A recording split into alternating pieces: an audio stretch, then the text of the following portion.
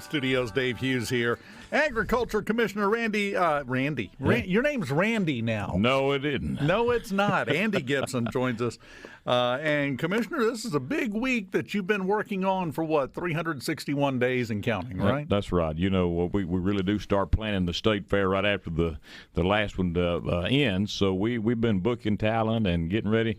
Really excited about this first ever Mississippi State Fair Idol competition starting tonight. The top 40 will kick off at 6 o'clock, and that's a feeder competition for American Idol, and I invite everybody to come out and enjoy that. It's tonight, the top 40. Tuesday night, the top 20, and then the top 5 will be selected tomorrow night. Will go on to the national competition. So it's exciting, and we know we have a lot of great talent in Mississippi. Well, if recent history is any indication, out of the top 5 tomorrow night, at least 2 of them will be in the top 5 in the whole show. I got a good feeling about it. That's right. That's just the way it works. Because we're Mississippians, and we know how to sing. No, there's 2 types of singers, Mississippians and then other ones over there. That's right. You know, we're not going to talk about them. They're okay, I guess. That's but right. We've got the good ones. This is something new. How did you come up with this idea? How did this come about? Well, last year we brought back the Mississippi State Fair Talent Competition, which had been something that was done way back when, back in the 60s and 70s. And then American Idol heard about it. I don't know if somebody videoed it or what, but they heard about it, and they reached out to us and said, hey, we'd like to come to the state fair and do auditions down here. So, of course, we said, yeah, come on. And it just kind of snowballed from there to the now. We had about 500 folks, young people who did digital audition. They do a digital clip and they send it in, and then of those 540 got selected, and I'm looking forward to hearing them tonight and see what they have to offer. I know it's going to be good. Probably quite a diversity from different genres of music, country music, blues, and all rock and roll. Who knows what'll be in there? It's going to be good, whatever it is. Well, and you look at the people that have made it big on the national and international stage over the years from Mississippi. It's every genre you can think of. That's right. Yeah. And we do it better than anybody else in Mississippi. I consider myself the promoter in chief for our state, and I know that we don't have to. And it's not bragging if it's fact. We don't have to brag about our talent, but our people are just naturally gifted, and that cuts across every genre and every background. So it's something to be proud of. We're proud to have them welcome American Idol to Mississippi today. Well, you can talk the talk all you want as long as you're walking the walk. That's right. And we do. We do. Now, that's not the only thing. It's not a 2-day fair with just the American Idol. You got a lot of stuff going on this week. We got more than we can talk about here today. We have all of our livestock shows going on, beef competitions, and sheep and pigs. We had sheep and goats over the weekend, and pigs, and there's a rabbit and a chicken show as well for kids that might not live on a farm but want to raise something through 4-H. They're going to be there. The livestock shows are the heart and soul of the Mississippi State Fair. That's how it all began 164 years ago, back in 1859.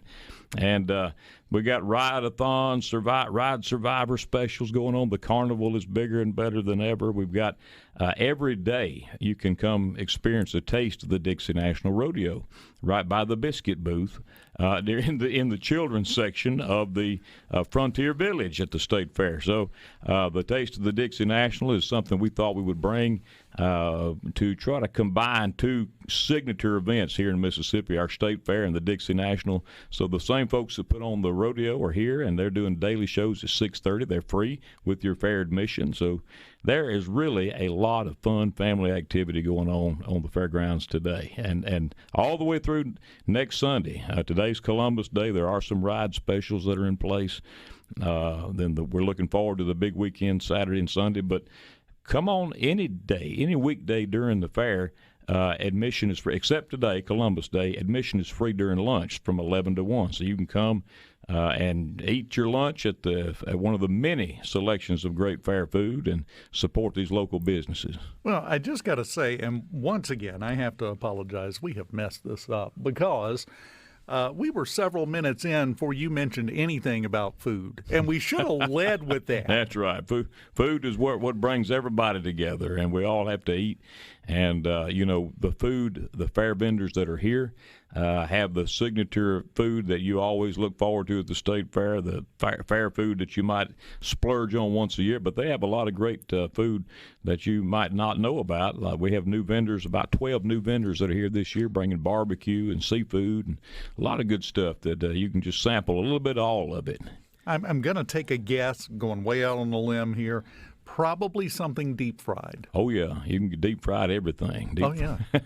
I've had my share this past weekend of deep fried food and healthy food, too. There's a sandwich shop there, sandwich Subway. It's not Subway, but that type of sandwich that's on the Midway if you like healthy food. So, but whatever you do, don't forget about the fresh, hot, homemade buttermilk biscuits at the biscuit booth, open every day, starting at 4 o'clock today. And we'll go through 10 o'clock, give about 100,000 biscuits out or so, maybe a few more than that this year, we hope, with the good weather that we've been having. And thanks to our good sponsors at Kroger and Prairie Farms and Blackburn Syrup for making that happen each and every year. I want to make sure I got that right. Did you say 100,000 biscuits? We give 100,000, at least 100,000 out every year at the state fair. Last year we did, and we in the past there have been some years when we had good weather like this that we'll give 150,000 biscuits out, and our folks are back there baking them nonstop. They bake about 280 something biscuits per batch, and we give them away as fast as they come out of the oven, hot, fresh, homemade buttermilk biscuits. So if you want somebody to put a hot buttermilk biscuit in your hands, there's only one place to be this week. That's right. Come on down. But you've got the food, you've got the rides, you've got American Idol there tonight. Yeah. Got great entertainment as well. We do. We've got a lot of great entertainment acts lined up. We've got the Commodores who are going to be here this week, and then Jeremy Camp, a Christian artist, will be here Sunday afternoon to close out the fair. Ernest, up-and-coming country stars, and, a lot of local talent kind of sprinkled in. We decided to do these bigger names inside the Coliseum, treat them like a traditional concert, and when you buy those tickets in advance, you get free admission to the fair. So it's worked well, and we think it's going to be kind of the pattern for the future as we look ahead. Very good. Yeah. Well, and that's one thing, and you're big on this. Continually changing and adapting and adding things and making things work better than they did the last time around. We have to. I mean, there are always good ideas that come around that we hadn't done before. The famous last words of a dying organization is, we've never done it that way before. And so when you get innovative and you start seeing, we look at what other states are doing with their state fair. They have different ideas, and we can learn from those. We do some things better than they do. They get ideas from us. But I think taking the best of those ideas and trying to take it to the next level. We want to get some bigger name acts here at the fair. The problem has been it's so expensive that we had to be thoughtful and try to get the right act at the right time. And some of these rising stars have been a success for us. And we do that with the Dixie National Rodeo as well. We got a great lineup coming up for February and taking the same approach. Well, and I was going to ask you about the Dixie National. Are you able to completely enjoy the fair this year? Because I know there's a part of your mind that's already working on the Dixie National, continuing to work on it, I should say, because you've been working on it again since the last one ended last year.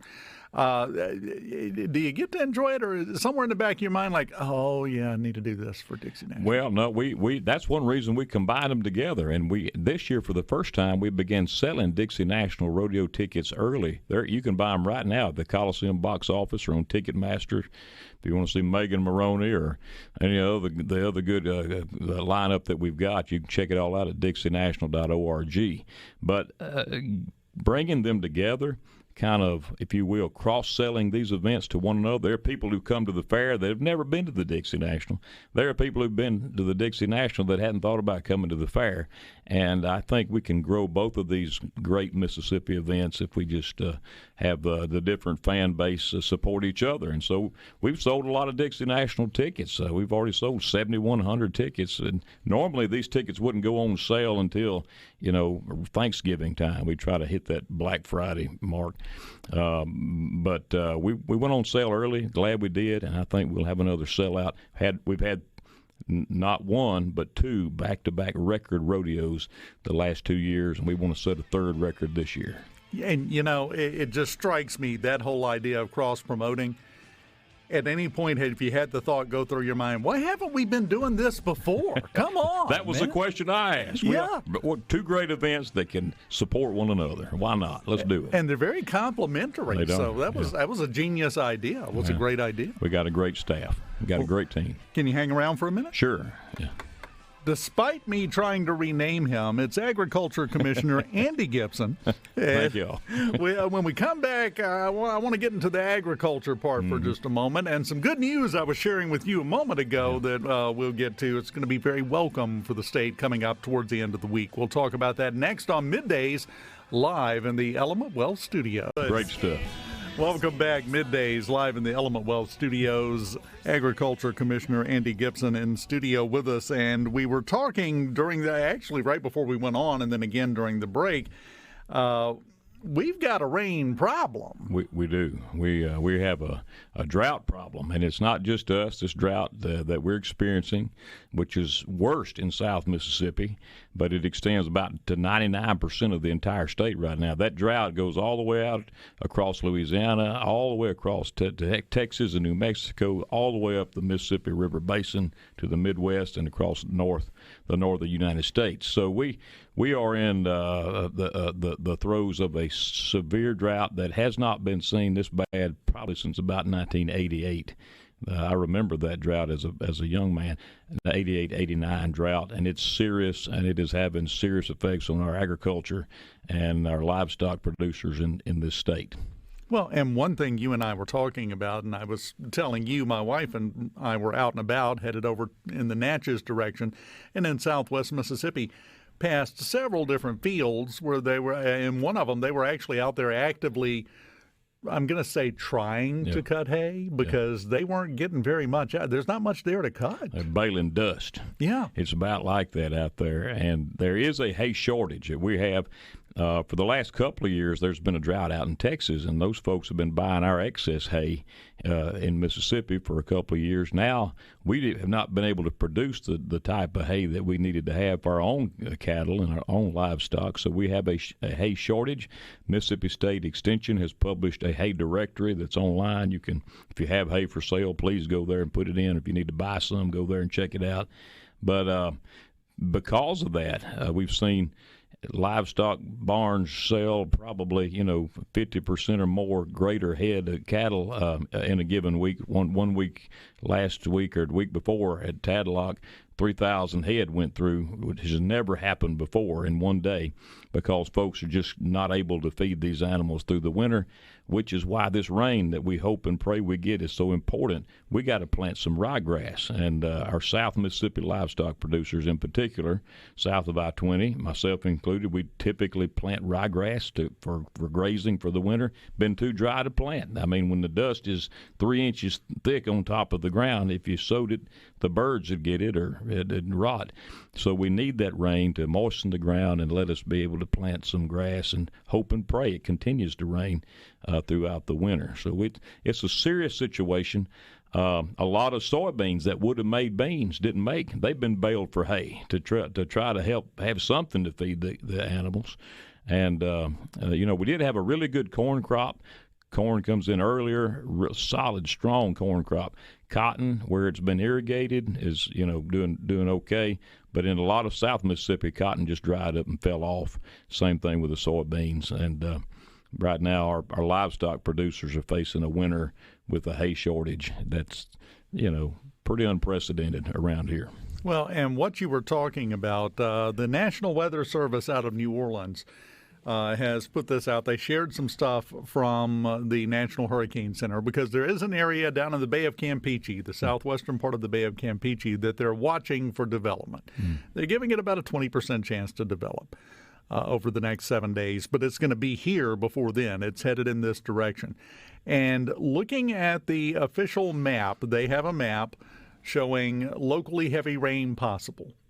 And this is for a time range from Wednesday through Saturday morning, according to the graph. Gulfport, 3 to 4 inches over that time. Poplarville, 2 to 3 inches. Hattiesburg, 1.5 to 2 inches. Yeah. Macomb, 1 to 1.5 inches. We'll take it. Basically going in a line covering Wilkinson County and then going northeast from there up north of Meridian. You're looking at least an inch of rain this week. And that's a good start, but it's going to take more than this to fix this, isn't it? It is. It's going to take more, and but this is a welcome sign. You know, the drought map, the U.S. Drought Monitor map, it's online. It's a national service, and if you're experiencing drought in your area, you can go on there to just Google U.S. Drought Monitor map and report your conditions, because that's one of the ways that they keep up with what's happening where. And if you're a farmer out there and you're looking for resources, I highly encourage you to go to the Farm Service Agency in your local county or neighboring county. There is a program that has been triggered with this drought, the low interest loan relief program through the Farm Service Agency, as well as livestock forage program due to the drought. So you can sign up for both of those, and through the Farm Bill through that Congress appropriates, those are resources to help farmers continue.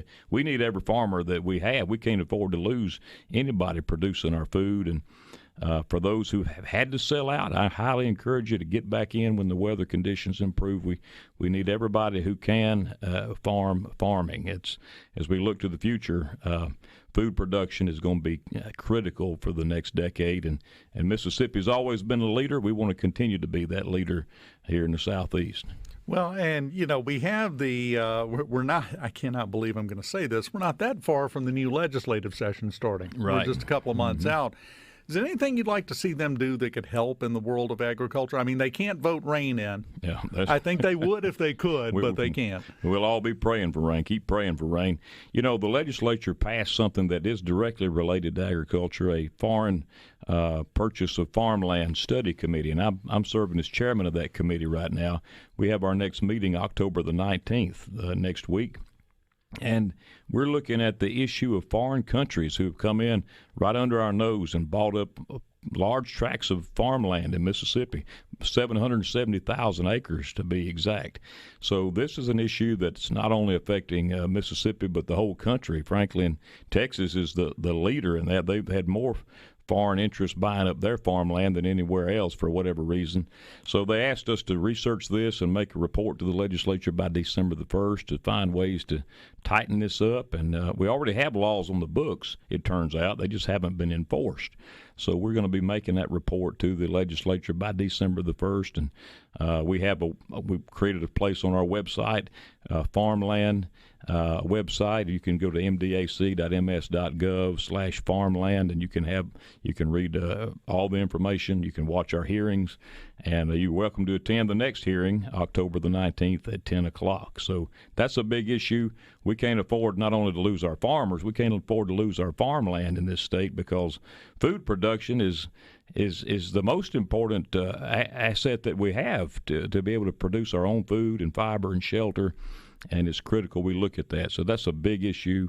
And then I think, and I'm going to highly encourage our legislators to look at sort of helping rebuild our agriculture, processing, and food storage infrastructure that we have. With the Walmartization of America, it's kind of slipped away. And I think we need to really focus on having more local, not just production, but storage, cold storage, processing facilities, so that we can put up food for hard times. And we pray that hard times don't come, but as we look at what's happening, the food supply around the world is dwindling right now due to a variety of factors, including weather and also war. We need to make sure we look out for ourselves and our state and have plenty of food supply here, not only when the growing season is happening, but during the winter months and when food is not being produced. So those are two things that I think the legislature, I hope they'll look at, and certainly I'll provide whatever support I can toward those efforts.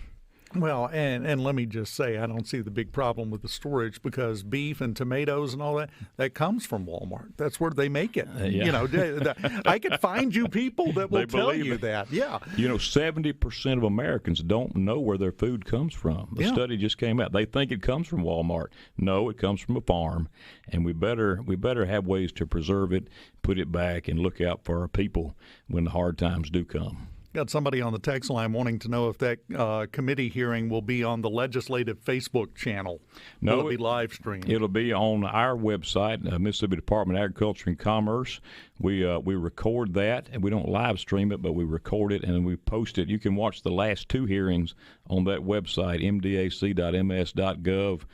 Look for the farmland section on our website, and you can read and listen to the last 2 hearings, and then this third one will be put out after it is recorded next week. It's October 19th, 10 o'clock. That's our next meeting, and we're going to be taking testimony from citizens who have signed up and groups that want to talk about this issue and the importance of it. Don't want to jostle your hand. You may not even have this information fully collated yet. Is there any one country that has bought more than any other country? Yes, there is. Now, this is based on information that USDA has published. The United States Department of Agriculture says that the Netherlands, the Dutch country, has bought the majority of this land. And if you've been following the news, they've been shutting down farming over there. So yeah. I don't know if that's a correlation or a coincidence, but the Netherlands is number 1. Germany is number 2. China is way down the list, but they do own some Mississippi farmland. And a lot of other countries. Canada is another big one. So, yeah, we're looking at this. We're going to propose solutions and hope the legislature will tackle it in the session. Let me just say, if you would like to audition for American Idol at the State Fair with a rain dance, Andy and I will each try to slip Lionel Richie a 20 to get you in good. Yes. We'll take everything we can get at this point, right? Bring it on. State Fair, get out and enjoy it. Come on, we'll see you there. Commissioner, great job as always. Thank you for having me, Dave. Appreciate y'all. God bless. Anytime. We will continue live in the Element Wealth Studios on middays.